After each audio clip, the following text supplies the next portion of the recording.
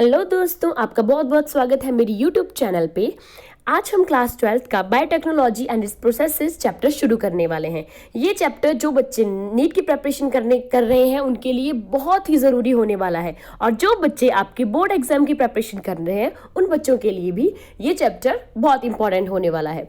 इस चैप्टर को मैं बहुत ही इजी वे में आपको समझाऊंगी। आप हर चीज़ जो है वो ग्रेस्प कर पाएंगे, समझ सकेंगे कि क्या क्या हो रहा है और किस तरह से आपकी बायोटेक्नोलॉजी जो है किस तरह से चलती है।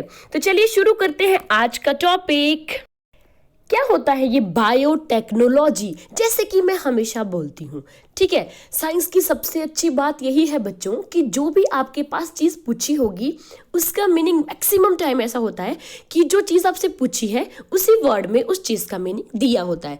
जैसे बायो का मतलब होता है कोई भी चीज़ लिविंग, ठीक है। टेक्नोलॉजी मतलब तकनीक, ठीक है। तो बायोटेक्नोलॉजी एक ऐसी तकनीक होती है जिसमें हम लिविंग चीज़ों का यूज़ करते हैं कोई नए प्रोडक्ट बनाने के लिए। कैसे प्रोडक्ट बनाने के लिए? ऐसे प्रोडक्ट बनाएंगे जिससे हम लोगों को, हम ह्यूमंस को जो है वो फायदा हो, ठीक है। ह्यूमंस क्या होते हैं? हम लोग तो बहुत सेल्फिश होते हैं, हम हमेशा वही चीज़ चाहते हैं जो हमारे फायदे में हो, ठीक है। तो बायोटेक्नोलॉजी में आप लिख सकते हो, सिंपली लिखना हो कि this is the technique in which living organism और enzymes extracted from the organism.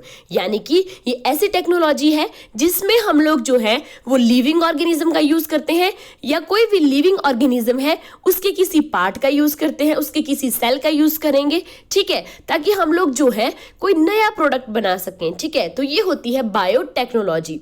आज के जमाने में तो इतनी एडवांसमेंट हो गई है, कितने टाइप की दवाइयां आ चुकी हैं आपके पास, तो वो सब सारे किस वजह से हो रही है? बायोटेक्नोलॉजी की वजह से, ठीक है। क्योंकि जब हम कोई नई चीज़ लेंगे उसके ऊपर जो है वो रिसर्च करेंगे तभी तो हमारे पास नए प्रोडक्ट देखने को सामने आएंगे। क्लियर?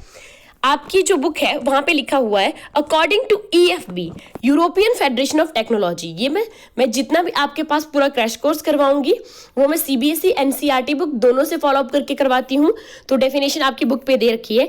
EFB क्या बोलती है, यूरोपियन फेडरेशन ऑफ टेक्नोलॉजी क्या बोलती है कि ये जो बायोटेक्नोलॉजी है ना भाई, ये जोड़ है, दो चीजों का जोड़ है ये। It is an integration of किस किस चीज का? नेचुरल साइंस एंड ऑर्गेनिजम्स का, ठीक है। ऑर्गेनिज्म में आप ऑर्गेनिज्म का सेल भी ले सकते हो, पार्ट भी ले सकते हो, और मॉलिक्यूलर एनालॉग्स भी ले सकते हो। ये मॉलिक्यूलर एनालॉग्स क्या होता होगा? मॉलिक्यूलर एनालॉग्स होता है जैसे आपने कोई भी ऑर्गेनिज्म ले लिया, ठीक है, पूरा स्टडी कर लिया वो ऑर्गेनिज्म, ठीक है, उसके अंदर कौन कौन सा जीन है, क्या क्या है, सब कुछ स्टडी कर लिया। अब आपने क्या किया, लैब्स में जाकर हूबहू वैसा ही ऑर्गेनिज्म तैयार कर दिया है, तो वो उस ऑर्गेनिज्म का हुआ मॉलिक्यूलर एनालॉग, ठीक है। तो आप इन चीजों का यूज कर सकते हो किस चीज के लिए? बायोटेक्नोलॉजी में वही for the production of products, ठीक है। तो बायोटेक्नोलॉजी में अगर जब भी आप डेफिनेशन लिखो ना पेपर में, तो अगर किसी ने वो डेफिनेशन दे रखी है, ठीक है, जैसे EFB ने दे रखी है, तो वहां पे आप चेंजेस नहीं कर सकते हैं, आपको एग्जैक्ट डेफिनेशन लिखनी पड़ेगी। क्लियर? अदरवाइज समझने के लिए अगर आप EFB नहीं लिखते हो और सिंपल लिख देते हो कि बायोटेक्नोलॉजी में हम लोग नए प्रोडक्ट बनाते हैं लिविंग ऑर्गेनिज्म की हेल्प से, तो उसमें भी कोई गलती नहीं है। क्लियर? आगे बात करते हैं प्रिंसिपल्स ऑफ बायोटेक्नोलॉजी की। बायोटेक्नोलॉजी के सिद्धांत क्या हैं? दो टाइप के बायोटेक्नोलॉजी के सिद्धांत हैं हमारे पास। पहला है जेनेटिक इंजीनियरिंग। जेनेटिक इंजीनियरिंग नाम से पता चल रहा है, जेनेटिक मतलब जीन। यहां पे हम क्या करते हैं, किसी भी ऑर्गेनिज्म का एक जीन ले लेते हैं, ठीक है, जो हमें अच्छा लग गया, हमने वो जीन जो है वो ले लिया, ठीक है। अब हम उस जीन को क्या करेंगे, किसी दूसरे ऑर्गेनिज्म में, यानी कि जिसको हम होस्ट बोलते हैं, उसके अंदर उस जीन को हम लोग डाल देंगे। जीन हमने लिया था किसी और ऑर्गेनिज्म से, उसको हमने डाल दिया किसी और ऑर्गेनिज्म में, ठीक है। जिसकी वजह से क्या होगा, अब जो हमारे पास DNA RNA होगा उस होस्ट ऑर्गेनिज्म का, वो चेंज हो जाएगा, ठीक है। तो जेनेटिक इंजीनियर में हम लोग यही करते हैं कि इस टेक्निक में हम क्या करते हैं, अल्टर करते हैं। अल्टर मतलब चेंज करते हैं DNA RNA ऑफ ऑर्गेनिज्म। किस तरह से? By introducing the gene into the host organism, ठीक है। तो जो हमारे पास होस्ट ऑर्गेनिज्म होता है उसके जो हम अंदर जो DNA RNA होता है, न्यूक्लिक एसिड होता है, उसको हम लोग चेंज करने की कोशिश करते हैं। क्लियर? यहाँ पे मैंने लिखा हुआ, जैसे फॉर एग्जाम्पल मैंने बाहर से कोई फॉरेन जीन ले लिया, ठीक है, मेरे को कोई यहाँ पे कोई जीन था, मैंने वो ले लिया, ठीक है। अब उस जीन को मैंने जो है वेक्टर के थ्रू जो है वो होस्ट ऑर्गेनिज्म में डाल दिया। एक होता है वेक्टर, एक होता है होस्ट। वेक्टर जैसे आप समझ सकते हो ये एक टाइप का डिलीवरी बॉय होता है। वेक्टर क्या होता है, आपको डिलीवरी बॉय होता है। जैसे हम लोग कभी सामान ऑर्डर करते हैं, अमेजोन से सामान ऑर्डर करते हैं, तो अमेजोन वाले थोड़े ना आते हमारे घर पे, वो डिलीवरी बॉय को भेजते हैं हमारे घर पे कि जाओ सामान दे के आओ, ठीक है। तो हम लोग होस्ट हैं जिन्हें सामान चाहिए, हमें चाहिए ना सामान, और डिलीवरी बॉय क्या है आपके पास, वेक्टर है, ठीक है।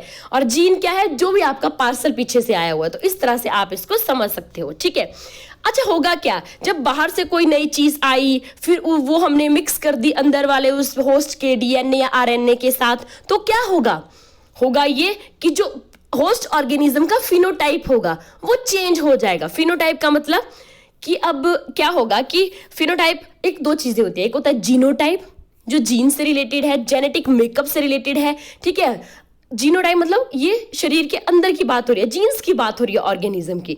फिनोटाइप का मतलब होता है बाहर की चीजें, ठीक है। जब जीन चला गया होस्ट ऑर्गेनिज्म के अंदर तो हमें बाद में देखने को मिलेगा कि फिनोटाइप चेंज हो चुका है होस्ट ऑर्गेनिज्म का। फिनोटाइप का मतलब होता है ऑल ऑब्जर्वेबल कैरेक्टरिस्टिक्स, जो आप बाहर से ऑब्जर्व कर सकते हो। जैसे कोई भी इंसान है, आप उसको बाहर से देख के बता सकते हो उसका कलर कैसा है, उसकी हाइट कैसी है ना, मतलब गोरा है, काला है, लंबा है, छोटा है, इस तरह से आप बता सकते हो, ठीक है। तो वो होते हैं फिनोटाइप। फिनोटाइप का मतलब हुआ जिनको आप ऑब्जर्व करके बता सकते हो, ठीक है। जीनोटाइप क्या होता है, जो जीन्स वगैरह होते हैं, ठीक है, जो बॉडी के अंदर है ऑर्गेनिज्म की। तो इससे क्या होगा, जब आपने जीन इंट्रोड्यूस करवाया बाहर से, किससे, वेक्टर की हेल्प से, तो क्या हुआ कि फिनोटाइप चेंज हो गया आपके होस्ट ऑर्गेनिज्म का, जो हमने करवाना होता है जेनेटिक इंजीनियरिंग में। क्लियर। दूसरा स्टेप हम लोग जो पढ़ेंगे दैट इज बायोप्रोसेस इंजीनियरिंग।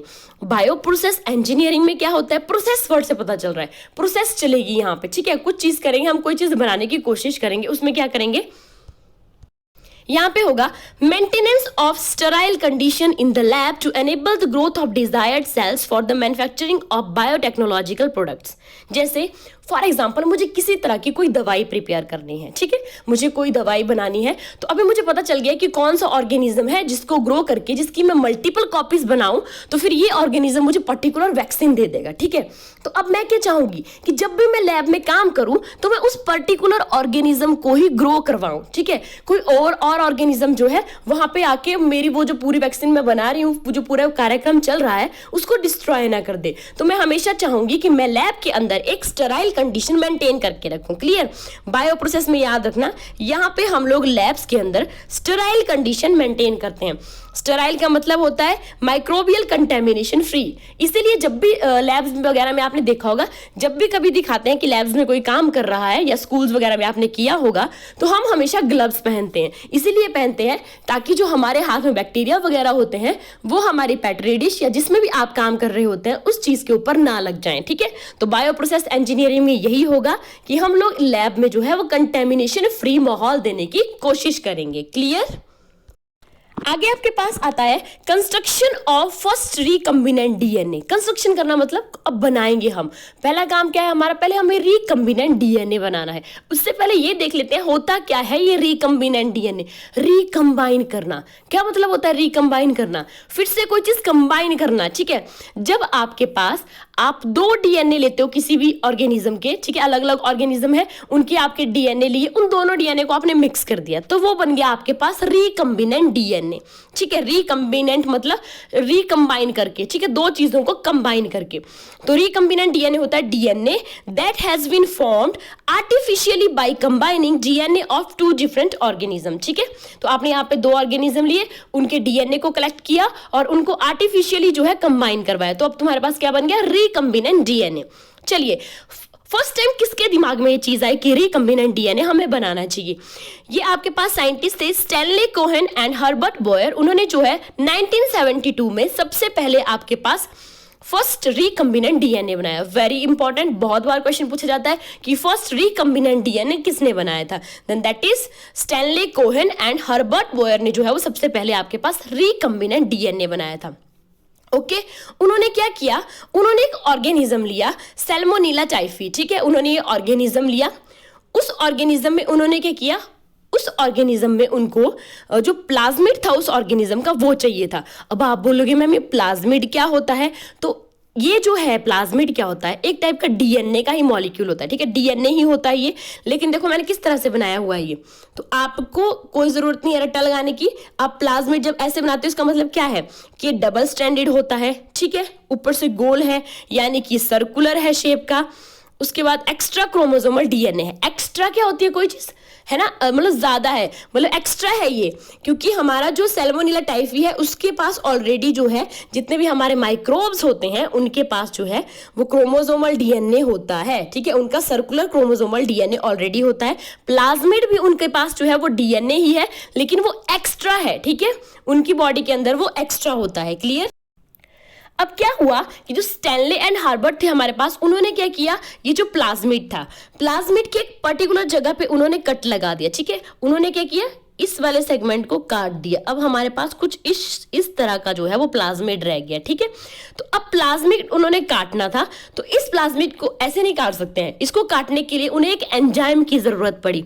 कौन से एंजाइम की जरूरत पड़ी, उनको जरूरत पड़ी रेस्ट्रिक्शन एंजाइम की, ठीक है, जिसको हम मॉलिक्यूलर सीजर भी कहते हैं। सीजर क्या होता है आपके पास, कैंची। हमें कोई चीज काटनी होती है, हम किस चीज का यूज करते हैं, कैंची का यूज करते हैं। तो रेस्ट्रिक्शन एंजाइम जो है उसको मॉलिक्यूलर सीजर कहते हैं, क्योंकि ये क्या करता है, अगर आपको कोई भी डीएनए का पार्ट काटना है, ठीक है, या प्लाज्मिड काटना है, तो आप क्या करोगे, रेस्ट्रिक्शन एंजाइम की हेल्प से उसको काटोगे, ठीक है। तो इन दोनों ने अभी रेस्ट्रिक्शन एंजाइम की हेल्प से अच्छी तरह प्लाज्मिड को काट दिया। क्लियर। अब हम लोगों ने क्या करना है, जो प्लाज्मिड हम लोगों ने काट दिया है यहाँ पे, जैसे ये शेप आ गई है, अब हमने उस प्लाज्मिड के साथ जो है बाहर से एंटीबायोटिक रेजिस्टेंस जीन डाल देने हैं, ठीक है। अब हमने इस प्लाज्मिड के साथ क्या करना है, इस प्लाज्मिड के अंदर लगाने हैं एंटीबायोटिक रेजिस्टेंस जीन, ठीक है, लगा देते हैं भाई। जब मैंने लगाया तो मेरा स्ट्रक्चर कुछ इस तरह का बना। अब इसको आप कह सकते हो रिकम्बिनेंट प्लाज्मिड। क्यों, क्योंकि यहाँ पे प्लाज्मिड के पास अपना डीएनए तो था, साथ में ही उसने क्या किया, एंटीबायोटिक रेजिस्टेंस, किसी और डीएनए का जो हमने जीन निकाला था एंटीबायोटिक रेजिस्टेंस जीन, उसको भी लगा दिया। हो गया ना कंबाइन दो डीएनए, तो बन गया नहीं यहाँ पे।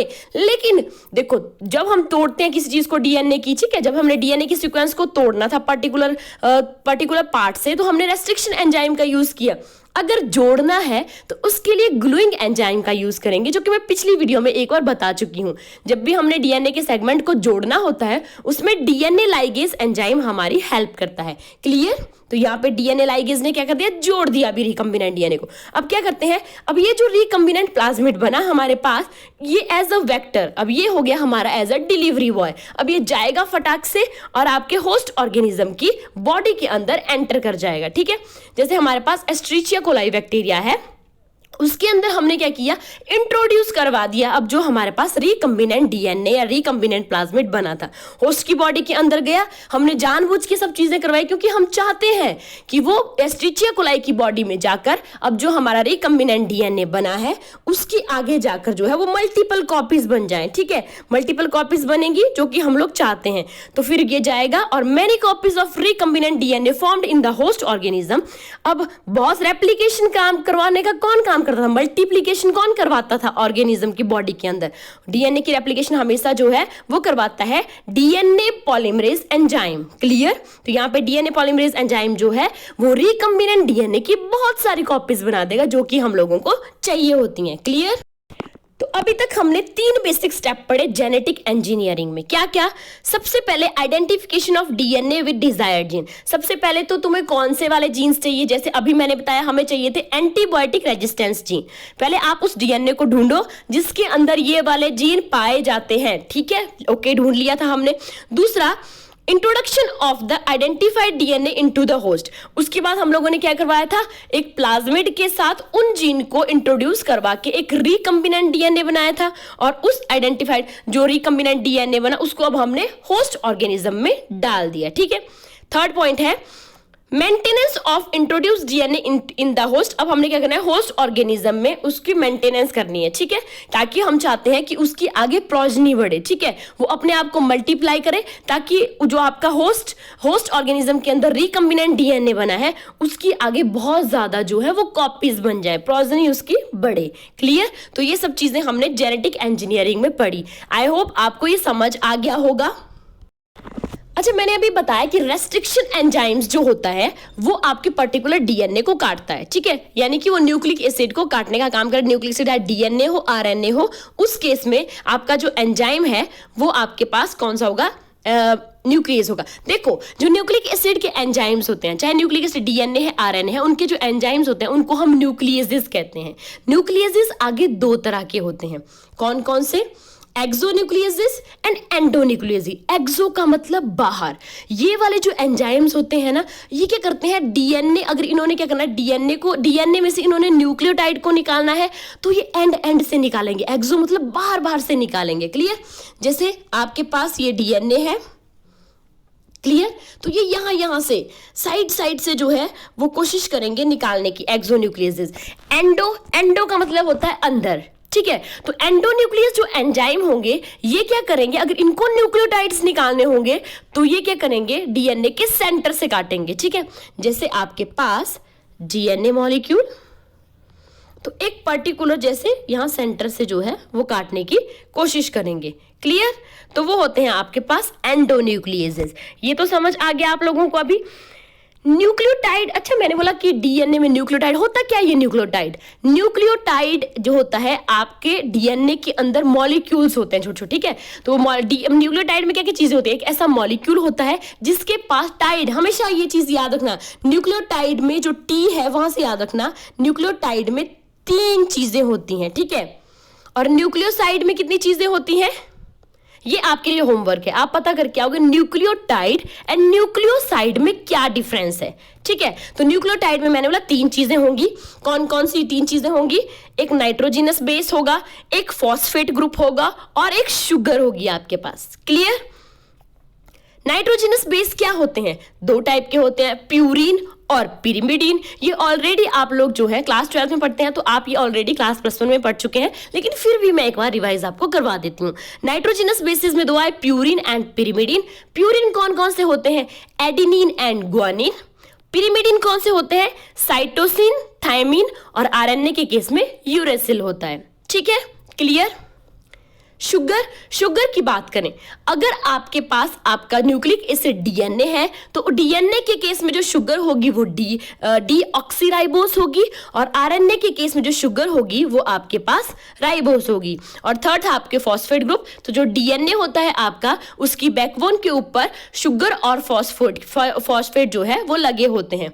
क्लियर? ये था आपके पास डीएनए का स्ट्रक्चर, जिसमें मैंने आपको समझाना था कि जो एंडोन्यूक्लियेज है, तो पर्टिकुलर आप ये बोल सकते हो कि जब भी हमें जैसे हमारे पास ऐसे प्लाज्मिड था, तो जब हमने प्लाज्मिड को काटना था सेंटर से, तो हमारे पास जो एंजाइम था, रेस्ट्रिक्शन एंडोन्यूक्लियस एंजाइम था, क्योंकि एंडोन्यूक्लियस एंजाइम जो ऐसा एंजाइम होता है जो आपका सेंटर से काटता है आपके डीएनए को, या डीएनए का जो प्लाज्मिड होता है वही आपके पास। क्लियर? आई होप आपको मेरी वीडियो पसंद आई हो। कल हम इस बायोटेक्नोलॉजी से रिलेटेड करेंगे, टूल्स कौन कौन से यूज होते हैं आपकी रिकम्बिनेंट डीएनए टेक्नोलॉजी में। क्लियर? तो अगर आपको मेरी वीडियो पसंद आई हो तो प्लीज मेरी वीडियो को लाइक कीजिए और चैनल को सब्सक्राइब कीजिए। Thank you.